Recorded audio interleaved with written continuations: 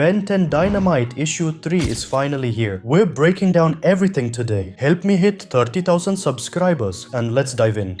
At the end of the last issue, Ben ran into Gwen while in Cannonbolt form. Gwen had no idea he could transform yet. She thought he was an alien invader and sent Rust Bucket right at him. We start the issue with Gwen chasing Cannonbolt. Gwen says to herself, "I always knew you guys were real." Remember, Ben didn't believe in aliens at first, but she always did. Just as she gets out to approach him, the Omnitrix suddenly turns Ben back into a human. Gwen's shocked, so Ben explains. He says he didn't feel like himself, was terrified, and the military is after him. But meanwhile, the military has a much bigger problem. They're still trying to stop Kraab. The colonel tries to reach the local squad, but gets no response. With the red alerts blasting everywhere, Kraab breaks right into the military base. Max knows the military stands no chance against Kraab. If he doesn't act fast, everyone dies. He takes out a pocket watch-like device and presses the button. Meanwhile, Ben has calmed down a bit and they've moved to Rust Bucket with Gwen. While they're still talking about the Omnitrix, the Rust Bucket starts moving completely on its own. The button Max just pressed actually activated the vehicle's autopilot. The vehicle crushes everything in its way, heading straight to the scene. Most of you don't remember, but the Rust Bucket did this in the original series too. Arriving at the base, they see Kraab destroying the soldiers. Seeing this, both freeze in fear. I mean, an alien is literally chopping up dozens of soldiers right in front of them. Be honest, wouldn't you guys be terrified? This is probably Ben's biggest change from the original.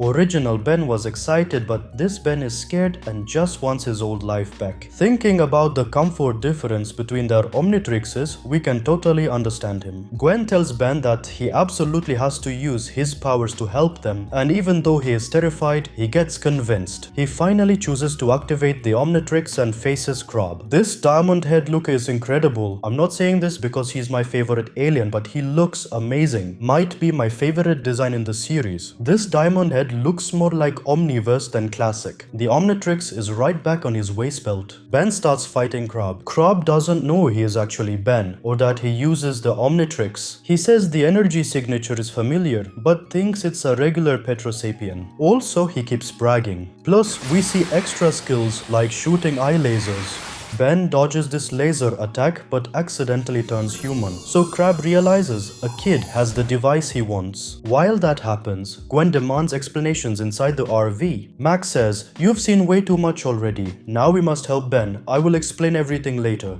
This scene is like the original season 1 finale. That is exactly where Vilgax kidnapped Ben. Max had to reveal he's a plumber just to save Ben. After saving Ben, he explained everything in detail in the next episode. So in the next issue, we'll probably learn about Max's backstory. Max activates the Rust Bucket's defense system. The waves from the weapon cause Kraab's system to crash. While Kraab tries to reboot the system, Ben takes this chance and transforms into 4 arms. Next, he straight up flattens Kraab by spamming those sumo slammer moves. He even beats him to death. Honestly, I expected a knockout. It feels interesting that Ben is already killing someone. Meanwhile, the soldiers surround both of the aliens. Max runs a smoke machine from the Rust Bucket to save Ben, and Team Tennyson escapes the scene.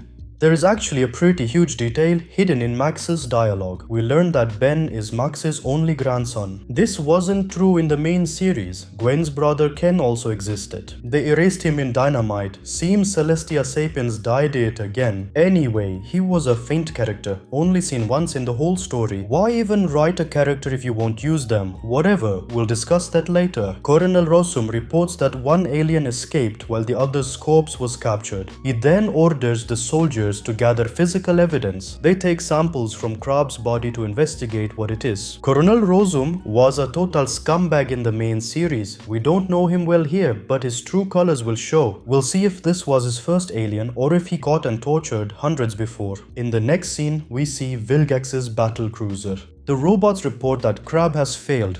Vilgax says, "Who is strong enough to resist an enhanced species Preman? I underestimated this planet. I'll deal with it myself." We also see a huge machine he uses to destroy planets. As you know, he destroyed Petropia with a similar weapon in the main lore. Then he brags about making planets bow down. It's a classic villain speech. I won't stretch it by explaining everything. So this is basically Vilgax in the series. Man, do you realize the rules? What rules? Rules right now. Man, stop talking crap! I definitely prefer this suited Vilgax over his first look. The red and green contrast looks so good. Diamond Head was already next level. 4 arms sitting in the RV was funny. I think the art improved in this issue, so there isn't much left for me to say about the episode. You might wonder why the video is so short. Making videos takes time, but this series isn't paying off. I have video ideas that'll get 5 times more views, but I don't want to drop the Dynamite series. Please like and comment wherever you're tuned in from. We can only keep this series going together. I'm waiting for your thoughts on the issue below. See you in the next video. Take care.